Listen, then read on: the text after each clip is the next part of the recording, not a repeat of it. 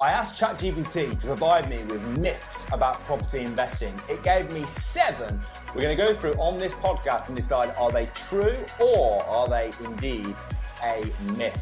My name's Russell Leeds. My name's Tony Crook. And this is the Property Investors Podcast. So, Tony, let's get straight into this. We'll go through these, and I haven't even read these yet. I know you haven't read them either, so we'll be reacting to them in real time. So here are the 7 myths, apparently, of property investing. So myth number 1, you must be wealthy to invest.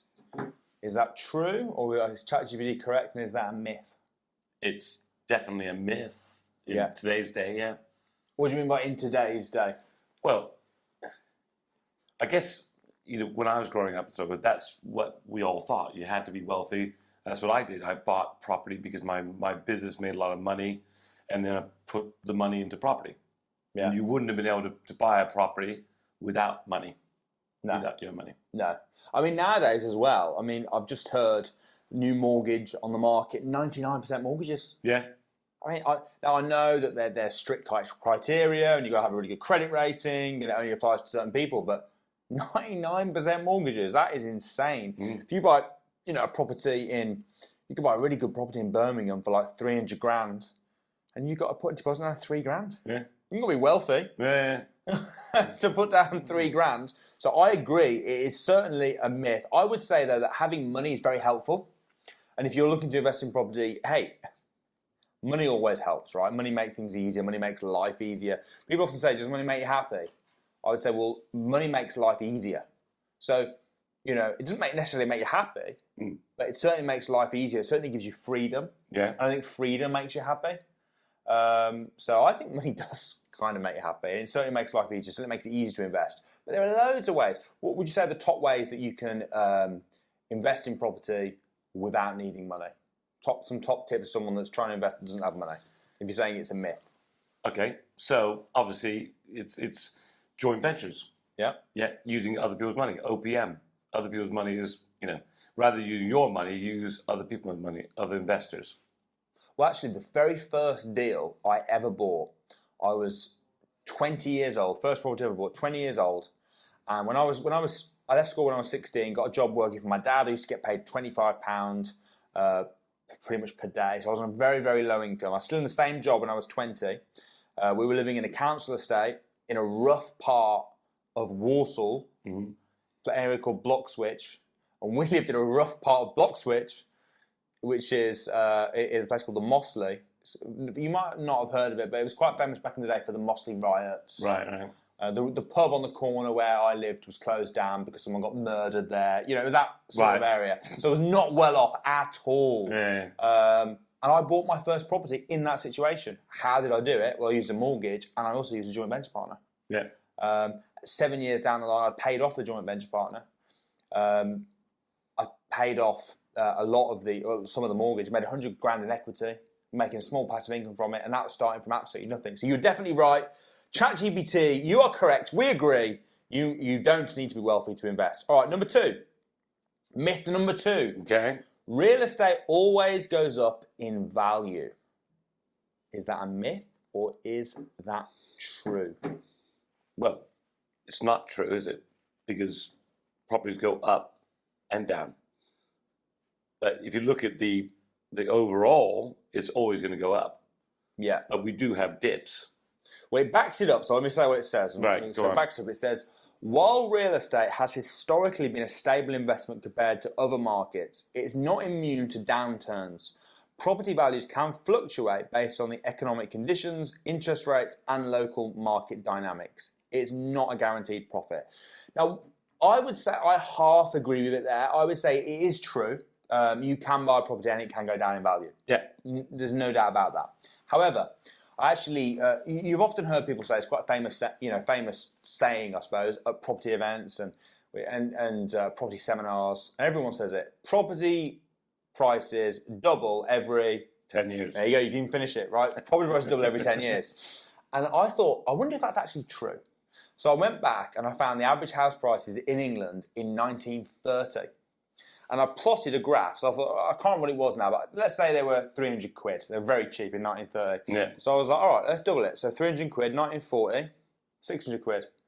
1950, 1,200. And I went through and plotted it all the way up to 2020. And what I found was very interesting. Although they didn't double every 10 years, over that 90-year period, because I couldn't find data for 1920, but over that 90-year period, they'd actually slightly more than doubled. Right. So while I believe it's true that they might not always go up in value, that is very true. Well, example I've got is I bought a house in 1988. Yeah, I paid £95,000 for it. Yeah.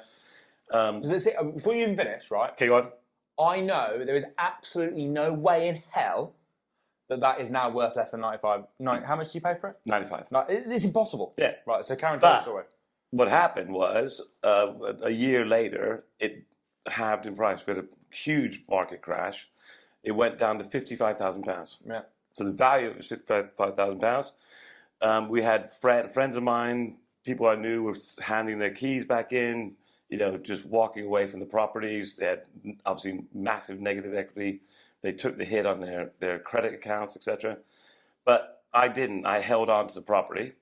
I then sold it, I think, 6 years later in 1995, and I sold it for £150,000. Yeah. But it did go down. Yeah. So it does go down, but it will always... So I would say real estate, it does always go up in value. Yeah. It's just a case of you might have to wait. Yeah. So it's always going to go up. Like when you said that story is 95, I knew for 100% it was worth more than that now. Yeah. It was like 30 years ago. Yeah. So of course it's worth more than that now. But it might not. It might take a bit of time. It does this. People listening on the podcast going, does what? It does what? But it goes up, but it might drop a bit and then goes back up and drop a bit. It always goes up. Always goes up. I don't agree with ChatGPT. Although technically they're correct, in essence, I don't agree. Yeah. All right, next. Number 3. It's easy money. Some individuals think property investment is a passive income stream that requires little effort. In reality, managing property involves dealing with tenants, maintenance, repairs, and understanding legal regulations, and it can be very hands-on, especially in the beginning. Tony Crook, it's easy money. Is that a myth? Yes or no? It is easy money. Because all those things are true, but it doesn't have to be you. Yeah. All the things have to be done, like anything, but you don't have to do it. A lot of this stuff you can automate. You can hire people to do it. There's companies out there that do these kind of things. Overall, it's easy money if you are on the right side of the money. I agree. I think it's easy money as well. I think that is incorrect. I think ChatGPT is incorrect. I think it depends on what you're comparing it to. And I have a saying in business, and I always say everything is expectations. Everything is expectations. So, for example, Samuel told me a story the other day. He went on an aeroplane, and the aeroplane wasn't supposed to have Wi-Fi. And then they announced, although we're not supposed to have Wi-Fi, we actually do have Wi-Fi on this plane. And everyone was like, oh, amazing. And then the Wi-Fi didn't work, and everyone was pissed off, right? So everyone's annoyed. Oh, no Wi-Fi, it's so annoying. Yeah. It's like, hold on, there wasn't supposed to be Wi-Fi on this plane. You weren't expecting Wi-Fi on this plane. But because your expectations changed, and because you now expected Wi-Fi, when you didn't get it, you're pissed off. And that's the same. That's why people become entitled, the same with anything. So I think when you're looking at property investing, if your expectations are that it's a completely passive income, like investing in the S&P 500, where you literally press a button, it goes into it, you do nothing, and you see your money over time hopefully go up, might go down, but whatever it does. But it's totally passive, you don't do anything. But you got no control over it either. But you have no control over it, it's very true. Yeah. Property investing is not like that, right? But it's not you go to your solicitor, yes, buy the property, and then you never hear from it or have to do anything with it again. That's not the case. So if you're comparing it to that sort of investment, then yes, it's not easy money. However, you have to like that a second. If you're comparing it to a business, for example, then it's really, really easy money. Now, we're both businessmen, we're both entrepreneurs, so maybe we think it's easy money because we're comparing it to that, and it's the damn sight easier than any other business I've ever run. Mm-hmm. But, I mean, the definition of passive income is little to no effort, and I know for me, nearly all my portfolio, got the odd one, not good, got the odd development project that's a bit more difficult, but most of my portfolio, I would certainly describe as little. Well, my business, my printing business, is I employed over 80 people. And that was harder work, I imagine. A lot harder work. Yeah. So we disagree with you, ChatGPT. You're lying. It is easy money. Number 4, you can't lose. Investing in property deals does carry risk, such as property devaluation, unexpected repairs, vacancies, and challenging market conditions. Effective research and management can mitigate those risks, but they cannot be entirely eliminated. So in property investment, you can't lose. Is that a myth or is that true? Can't you lose? Of course you lose. You lose anything, isn't it? You know, if you balls up something, you're gonna mess it up. You're gonna lose money, right? So you still need the knowledge, you still need the understanding, and you still need to be more clever than the market.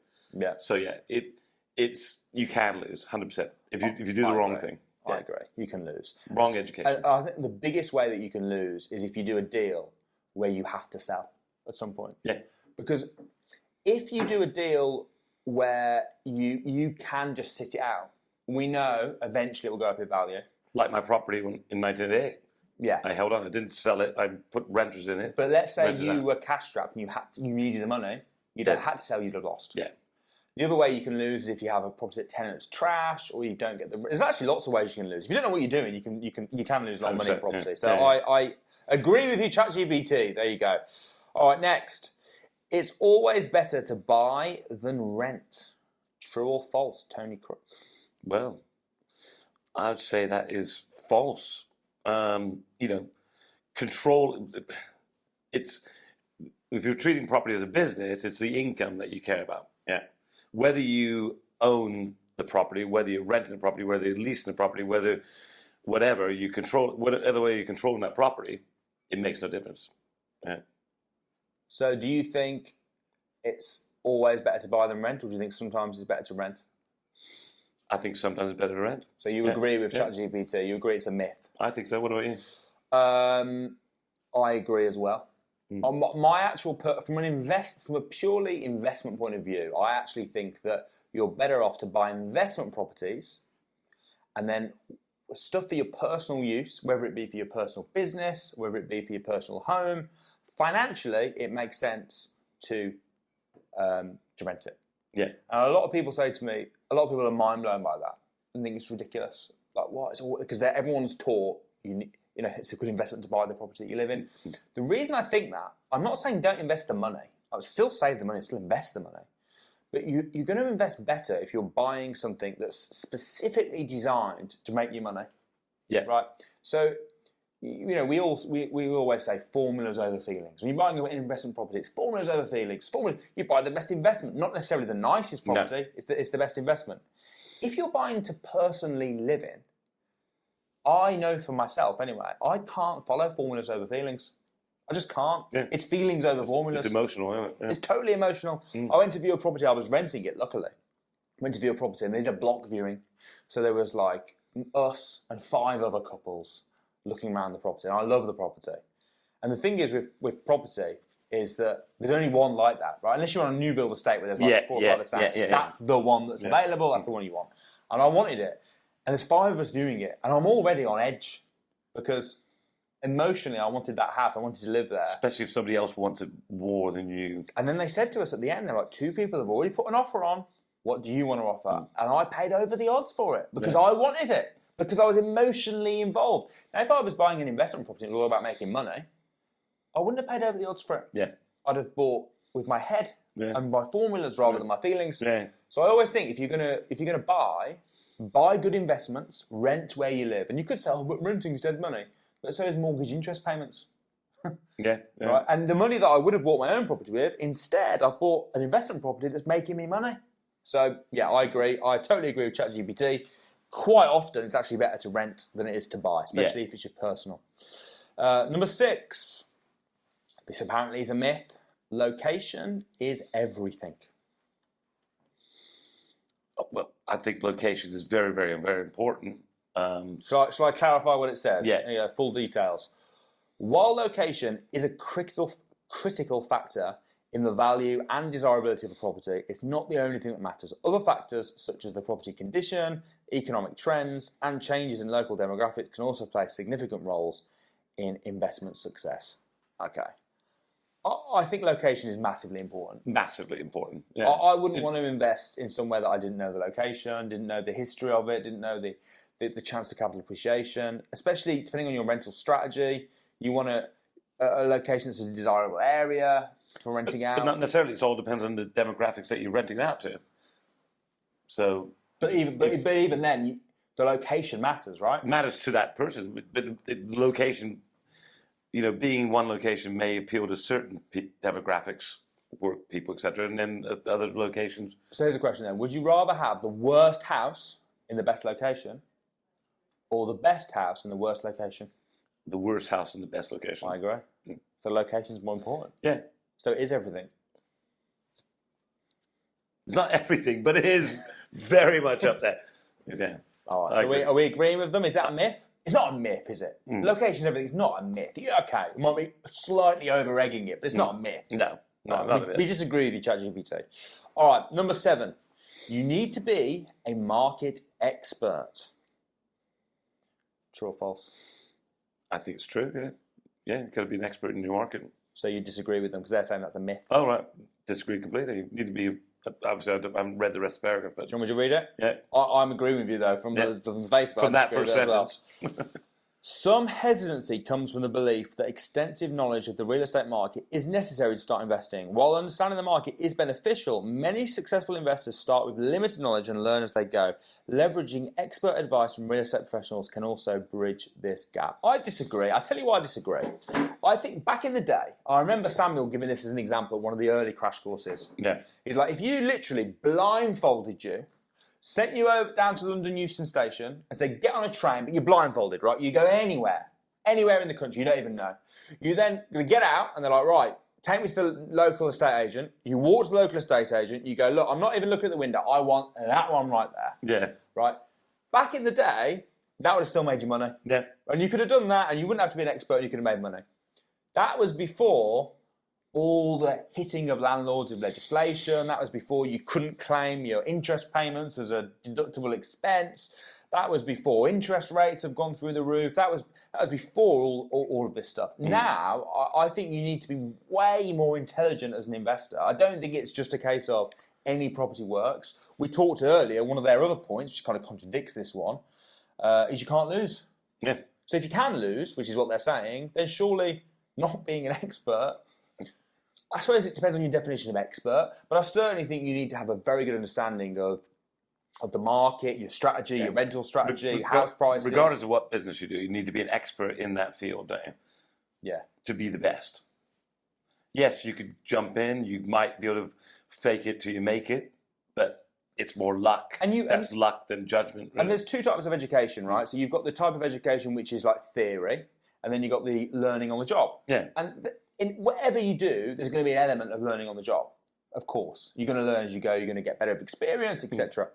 But you want to give yourself the best chance. If you're investing thousands of pounds, you want to be a reasonable expert before you invest that money. Yeah. It would be ridiculous not to. So, I personally disagree. So let's have a quick look and see which ones we agree with. Then we'll rate ChatGPT out of 7. So you must be well to invest. We agree with ChatGPT. Yeah. 1-0 ChatGPT. Real estate always goes up in value. I think we disagree overall with that, although technically it is true. Mm-hmm. It's easy money. We disagree with that. So it's 2-1 against. You can't lose. We agree. 2-2. It's always better to buy than rent. We agree. 3-2. Locations, everything. We don't agree. 3-3. And the final one, you must be an expert. We don't agree. So overall, 4 out of 3, we don't agree with ChatGPT, and we're the experts. Thank God. Yeah. So what have we learned? We've learned that although ChatGPT is a brilliant tool, you can't trust it for everything. 4 out of 3 times. 4 out of 3 4 or 7 times, yeah. It's pretty bad. Yeah. Pretty bad. Well, guys, hope you found that useful. Hopefully it opened your eyes to some of the myths about property investment and some of the facts as well. My name is Russell Leeds. My name is Tony Crook. And we'll see you next week.